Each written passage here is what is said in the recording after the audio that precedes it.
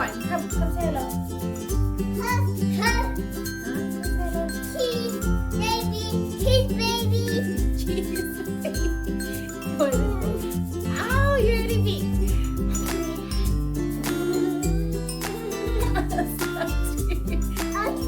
You did. Look, you've got lipstick on there. See? Oh my gosh, look at that.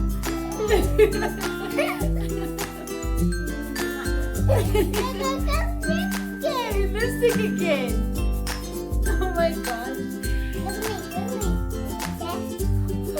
Hi guys. Welcome to my channel.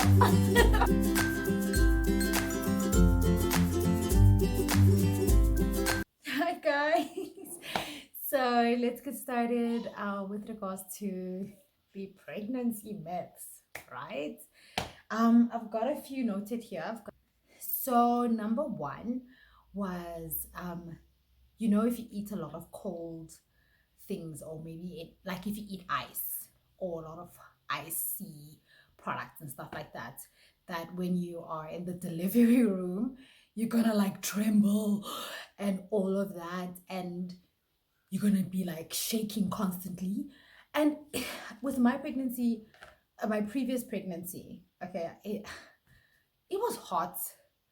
I couldn't help myself. I used to love having those paddle pops. See those paddle pops? Um, they come in a tube form and stuff like that. I had those all the time. Like I think twice a day, because I was always so hot and always so uncomfortable. And they also helped me with like morning sickness and stuff. Every time I felt like nauseous, I'd have that, and there was this lemon and lime flavor or something like that. It helped me immensely. So I had them a lot, and I never experienced any quivering or shaking. But there's a friend of mine who said she experienced quivering and shaking after her delivery, and it's due to all the ice and stuff she used to eat while she was pregnant. And I was like, no, that can't be right. So a couple of doctors explained to say that no, your body just goes into shock, and when it is in shock, sometimes you do quiver, sometimes you do shake, and that can be caused by the shock and not necessarily by what you ate during your pregnancy. Yeah, this one is my favorite. Apparently, if you sleep a lot during your pregnancy, your baby will be lazy during labor. Sweetie, you're pregnant. You are making a human being inside of you. It is exhausting. It is exhausting. Some people have the energy for life. It's okay. But I find myself like I remember when I was pregnant with Sandy, I used to just pass out during the day while I'm at work. Sometimes my manager would be like, dude, you just passed out. I'm like, you just become so exhausted. Your body can't handle everything that's happening in your body sometimes.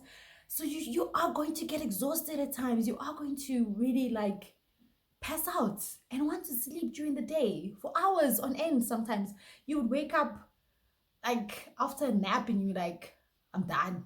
I'm done. I can't. And it's natural. I don't think it will cause any effect on when you deliver your baby. I slept a lot during my first pregnancy. This time around, um I'm still quite I'm still in the early stages, so I don't know much, but I do like pass out sometimes during the day still now. And in my first pregnancy, I slept quite significantly. Cannot prove that fact as well, to say that if you sleep during your pregnancy, vele delivery, it's not happening. So now sleep, girl, sleep, you need it. Let's talk about this one. So apparently, if you braid your hair close to the time where you're going to give birth, it will make things like if you braid your hair tight, like if you braid, you do singles or braids that are tight in your hair, and it will make it hard for you to give birth, because your birth canal something is going to be so tight that the baby won't be able to come out. I had really tight braids when I went to give birth to something, And I had you see one of those where they part it and they braid your own hair and then they put a braid in it, because I just wanted my hair to be neat after the delivery.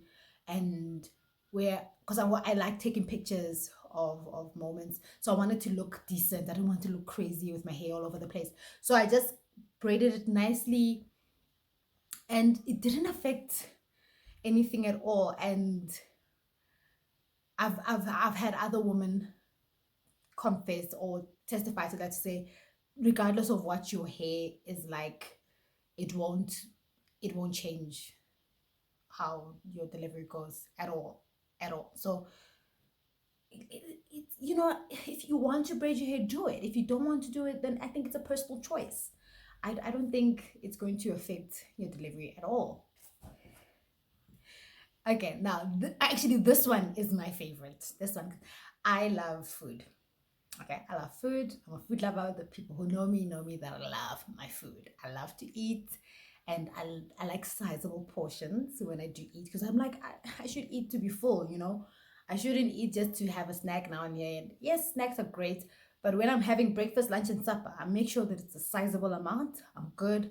Let's get back to business. I have a toddler to take care of. I can't be diddle daddling about this food business, right? And there's a, let's just say that when you get pregnant, you have to eat for two. No, no. You're not eating two portions. No, no. Eat one portion and maybe about a few hundred to 100 to 200 calories more. And that's literally like a tub of yogurt. That's like 2 to 300 calories, I think. And that's exactly the amount you should be eating extra if need be. If you're still hungry, then go for it. But don't just now grab two plates and you're like, oh, I'm eating for two, you know? Don't do that to yourself. Eat healthy, eat well, and eat enough. Okay? Don't starve yourself either. Eat enough. There at the weddings, people are packing two plates. Hey, bo.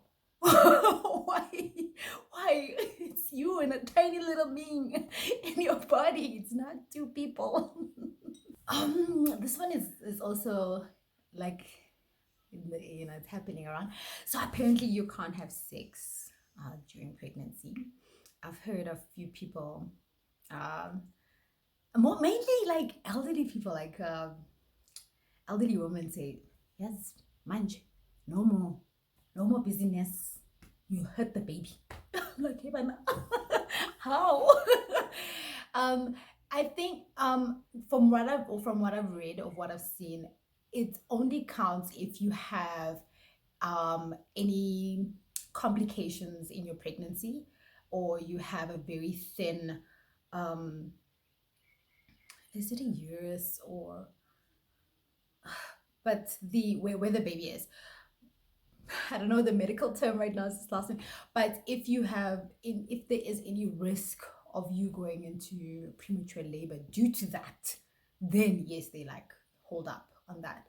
But guys, it just makes you feel good, you know. It makes you feel like, you know how much, like, the endorphins you get from that, and that's good for the baby. That's good for you to feel good.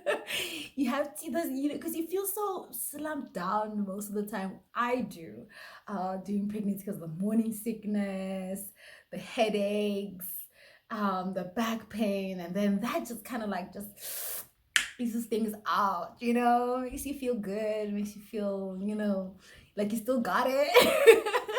Like you're still cute, you know. So I always say go for it if you can, but you always have to obviously listen to the direction of your doctor, and ask them while you're sitting in the consultation room to say, listen, is it safe for me to continue?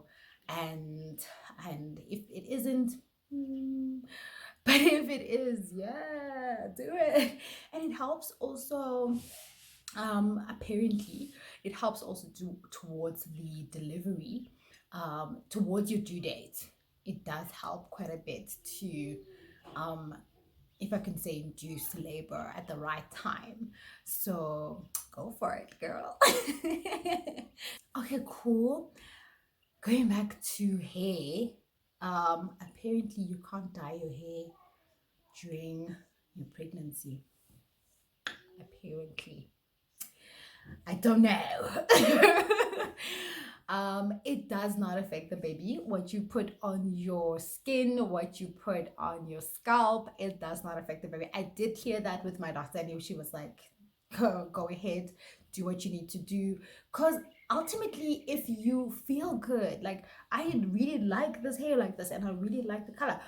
And when one of thing is my hair started falling out a few weeks ago, a few days ago actually, and I just decided, you know what, I'm just gonna cut it and make it look good. I'm just gonna put some color on it, and here I am, and I really like it. And I did check with them, and they said no, that it won't affect the baby at all, as long as it doesn't affect, like it burns you or stuff like that, because you don't want to go through trauma while you're pregnant as well. You know what I'm saying? Because how you feel and stuff, it does affect the baby to some extent, but make sure that it's safe. Make sure that you're not gonna be like, you know, relaxing every 5 minutes, burning your scalp and stuff like that, because that kind of stress on your body does affect the baby. But just as long as you do it right and carefully, you're good to go. So tie that hair, follow me. Let's do it.